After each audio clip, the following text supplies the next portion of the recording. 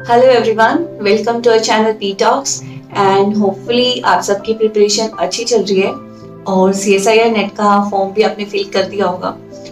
और मतलब application form fill करने के बाद हमें ऐसा फील होने लग जाता है कि नहीं अब तो एग्जाम कंडक्ट होगा ही।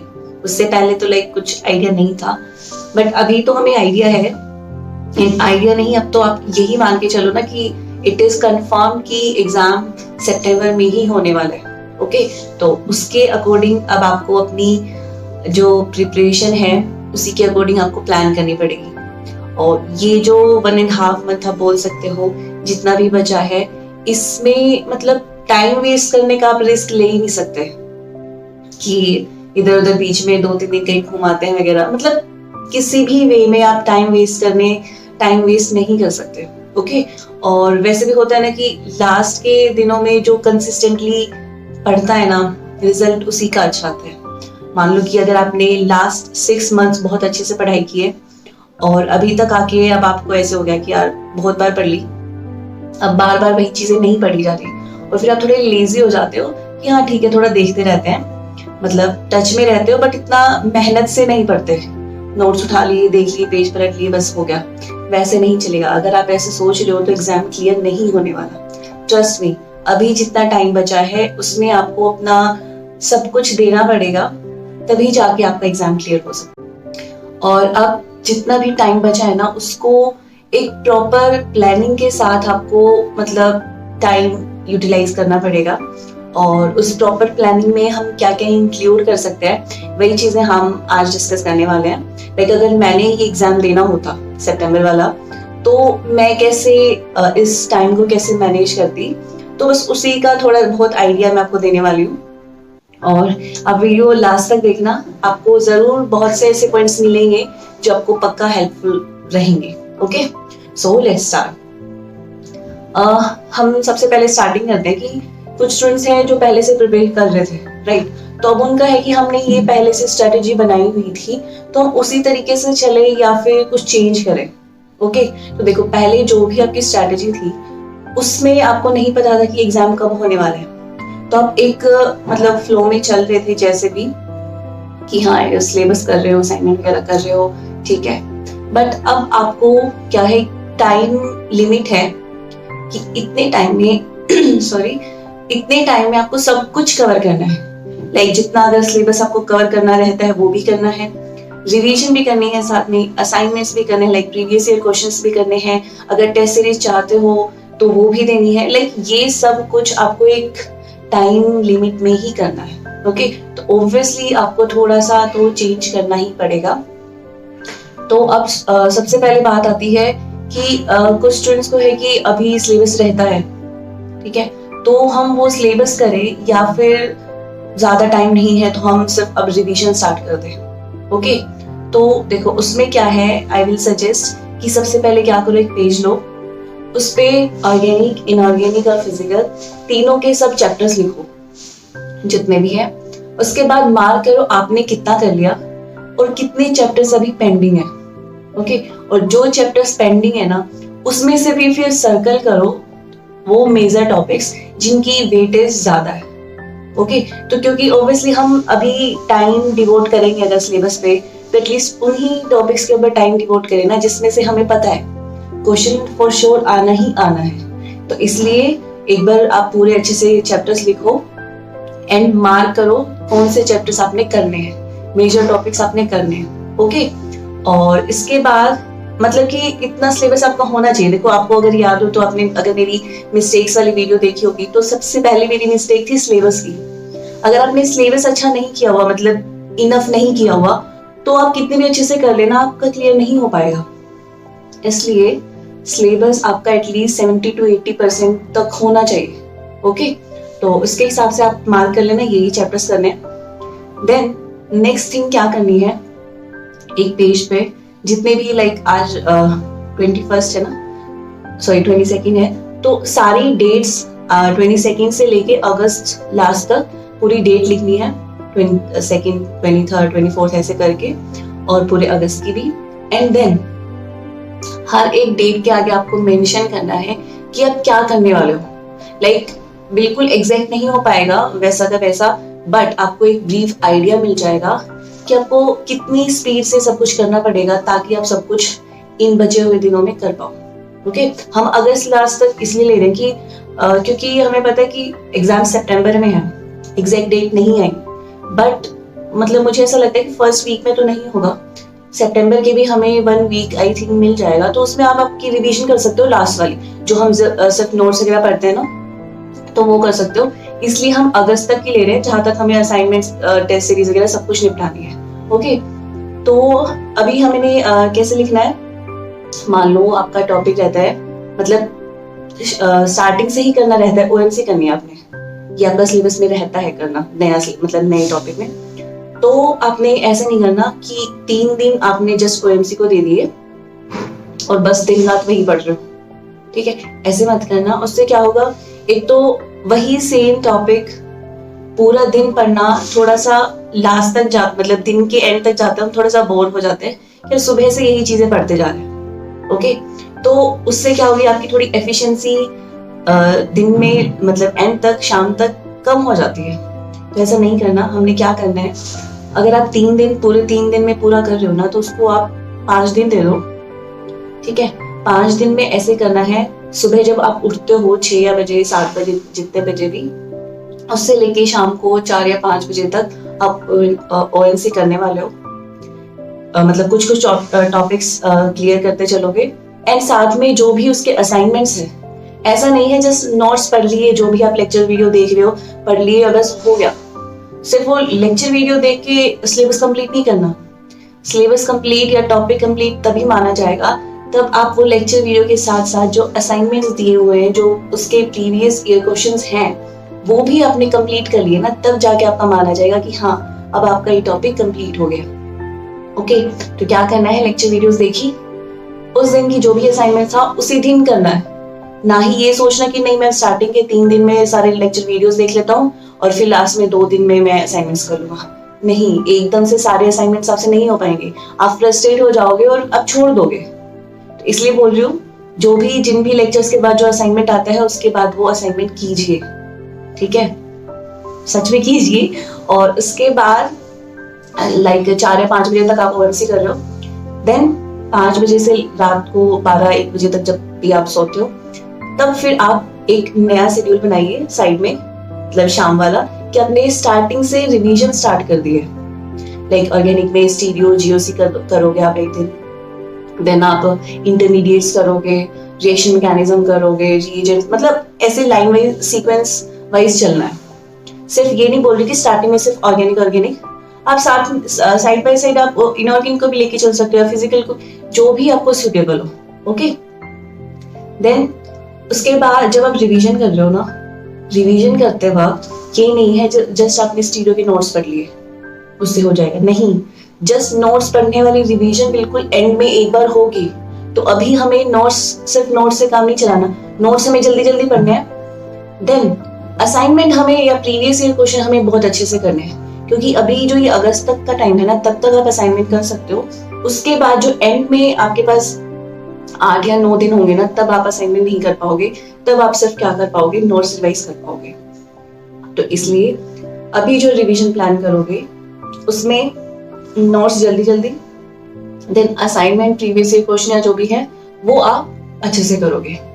उसमें से भी अभी ध्यान रखना, जो टॉपिक आपको इजी लगता है उसमें आपको हर एक असाइन, मतलब जैसे कि होता है ना कि एक 1.5 महीने में इतना सब कुछ कैसे हो पाएगा, तो आप उसमें ऐसे कर सकते हो, जो टॉपिक है आपको इजी लगता है, मान लो कि एरोमेटिसिटी है, आपको इजी लगता है, ज्यादा ये नहीं लगता कि मुझे बहुत ज्यादा काम करने की जरूरत है इस पे, तो उसका हर एक क्वेश्चन सॉल्व मत करो, उसमें आप देख लो कि कौन कौन से थोड़ा सा टिपिकल क्वेश्चन लगते हैं आपके, थोड़े कंसेप्चुअल लगते हैं जिसमें आप मार खा जाते हो थोड़ी, तो वो चीज आप देख सकते हो। बाकी हर एक क्वेश्चन करने की जरूरत नहीं है, लेकिन जो टॉपिक आपका है कि नहीं ये थोड़ा सा मेरा वीक पॉइंट है या फिर हमेशा मुझसे कुछ ना कुछ मिस्टेक्स होती है, उसमें आप हर एक क्वेश्चन अभी एक बार कीजिए, क्योंकि अभी कर सकते हो, इसके बाद नहीं कर पाओगे।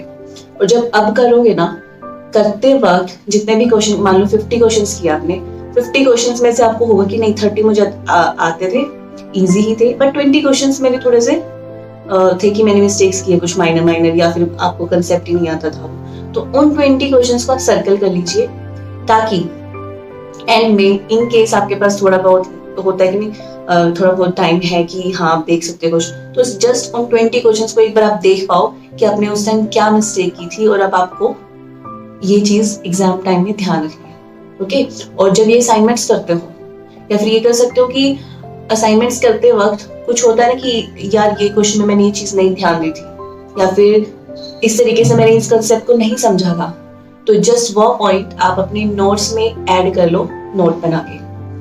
नोट्स में ये नहीं करना कि आप 20 क्वेश्चन वहां पे नोट कर रहे हो, ठीक है, ये मत करना, क्योंकि ऐसा करने पर आपके नोट्स इतने बन जाएंगे और वो रिवाइज करना लास्ट में इम्पॉसिबल हो जाएगा। ठीक है, तो जस्ट ये मान लो कि 20 क्वेश्चन को आपको एक ही पेज पे लिखना है, छोटे छोटे नोट्स बना के, कि अच्छा इस क्वेश्चन में ये वाला पार्ट था, इस क्वेश्चन में ये वाला पार्ट था, जस्ट इतना ही। एक पेज भी मतलब ज्यादा ही है, जस्ट कंसेप्ट लिखना है कि आपको जब आप रिवाइज करोगे लास्ट में, तो आपको वो नोट देखते ही ध्यान में आ जाए, अच्छा ये क्वेश्चन, ये उस क्वेश्चन में मैंने लिखा था और मैंने उस टाइम ये मिस्टेक की थी, तो जब आपको लास्ट में आप रिफ्रेश हो जाओगे, वही मिस्टेक फिर आप एग्जाम में नहीं करोगे। ठीक है, उससे फिर आपका टाइम सेव भी हो जाएगा, दोबारा से असाइनमेंट नहीं देखने पड़ेंगे। ओके, और ऐसे ऐसे करते मतलब आपने जितना भी नया सिलेबस आपने करना था वो आई गेस आप कब तक कर सकते हो, अगस्त में 10th या 15th तक कर सकते हो, अगर आपका बहुत ज्यादा सिलेबस बचा है तो। मतलब आप ऐसे लिखोगे ना जब पूरा अगस्त तक, आपको आइडिया हो जाएगा कि अगर आप अपना नया सिलेबस कितनी देर तक लेके जा सकते हो। ऐसा नहीं है कि 30 अगस्त तक भी आप नए चैप्टर्स ही पढ़ रहे हो, तब नहीं हो पाएगा। ठीक है, उसको ट्राई करो जितना भी मैक्सिमम आप कर पाओ, अभी दिन रात करके 15 तक कर दो, उसके बाद आप सब फिर से रिवाइज वगैरह ही, असाइनमेंट्स वगैरह ही अच्छे से करोगे। ठीक है, देन ये लिख दिया नए चैप्टर्स वाला, साइड बाय साइड आपने अपनी रिवीजन स्टार्ट कर दी। देन जब आप रिवीजन वाले चैप्टर्स लिखोगे ना और अगस्त तक लिखोगे, तो आपको अगर आपके सारे के सारा सिलेबस उसके अंदर फिट होता है कि हाँ पॉसिबल हो पा रहा है, क्योंकि देखो आपको पता है कौन सा चैप्टर छोटा है कौन सा बड़ा है। एरोमेटिसिटी के लिए पूरा एक दिन नहीं चाहिए आपको, तो ऑब्वियसली आप एरोमेटिसिटी के साथ कोई एक चैप्टर और इंक्लूड कर सकते हो। काइनेटिक्स आप एक दिन में नहीं कर पाओगे, आपको चाहिए उसके लिए 2-3 दिन। तो जब आप ऐसे करके उन डेट्स के आगे लिखोगे ना, तो आपको एक ब्रीफ आइडिया मिल जाएगा कि आप अगस्त तक आपका सारा सिलेबस इंक्लूड होता है या नहीं। अगर नहीं हो रहा तो आप थोड़ा सा उसमें क्या कर सकते हो, चेंजेस कर सकते हो स्टार्टिंग से ही, अभी से ही, कि मान लो अगर आप ये चीज नहीं करोगे तो आपको आइडिया नहीं होगा कि आपका सिलेबस हो सकता है या नहीं। अगर आपको है आइडिया कि नहीं हो रहा, तो आप अभी ये चीज कर सकते हो कि जो इजी चैप्टर्स है जो आपको आते हैं उस पर बहुत ज्यादा टाइम नहीं देना। क्योंकि क्या करते हैं हम स्टार्टिंग में, अभी जोश में हम क्या करते हैं, जीओसी को बहुत टाइम दे रहे हैं, स्टीरियो को बहुत ज्यादा टाइम दे रहे हैं, लेकिन अब ये बहुत ज्यादा टाइम दे दोगे अच्छे से, तो लास्ट में आपके पास टाइम नहीं बचेगा और चैप्टर्स को जस्ट देखने के लिए भी। तो इसलिए एक ब्रीफ आइडिया ले लेना इन चीज से, और फिर उसी के अकॉर्डिंग आप मैनेज करते हो चलना। ओके, देन सारा ब्रीफ आइडिया मिल गया। अब है बात टेस्ट सीरीज की। अब देखो टेस्ट सीरीज का ये होता है, अगर आपने टेस्ट सीरीज ले रखी है, टेस्ट सीरीज का फायदा अभी तब है अगर आपने प्रीवियस ईयर क्वेश्चंस कर रखे हैं। अगर आपने इससे पहले प्रीवियस ईयर क्वेश्चंस कर रखे हैं, तो उसको अब क्या करोगे, आप रिवीजन के साथ प्रीवियस ईयर एक बार फिर से करोगे। जब वो चैप्टर्स हो जाएंगे, मान लो स्टीरियो जीओसी आपका हो गया, आपके प्रीवियस ईयर क्वेश्चन आपने कर लिए, देन उसका टेस्ट सीरीज वाला जो चैप्टर वाइज टेस्ट है आप दे सकते हो। क्योंकि टेस्ट देने में ज्यादा टाइम नहीं लगता, आप मान लो 1 घंटा लग जाएगा, मैक्सिमम 1 घंटा लग जाएगा, बट तब आप दे सकते हो। लेकिन कुछ स्टूडेंट्स का है कि हमने प्रीवियस ईयर क्वेश्चंस नहीं किए तो भी टेस्ट सीरीज देनी है क्या, तो उनके लिए तो मैं यही सजेस्ट करूंगी, टेस्ट सीरीज बाय मत करना। क्योंकि जब तक आपको जो क्वेश्चन सच में सीएसआई या नेट में आ चुके हैं, जो उन्होंने खुद ने लाइक क्वेश्चन दिए हुए हैं, जब तक आपने वही नहीं किए हुए, तब तक आप किसी और कोचिंग इंस्टीट्यूट का टेस्ट सीरीज देके क्या फायदा, कोई फायदा नहीं है ना। क्योंकि आपके लिए तो प्रीवियस ईयर क्वेश्चन भी नए हैं, जैसे टेस्ट सीरीज में नए क्वेश्चन आते हैं, तो आपके लिए तो प्रीवियस ईयर क्वेश्चन वाले भी नए ही क्वेश्चन हैं। तो इसलिए टेस्ट सीरीज अब बाय मत करना। अगर आपने प्रीवियस ईयर क्वेश्चंस नहीं किए हैं एक बार भी, तो आपके लिए यही होगा कि जब आप रिवीजन करते हो तो प्रीवियस ईयर क्वेश्चंस ही आप 3 से 4 बार बार कीजिए।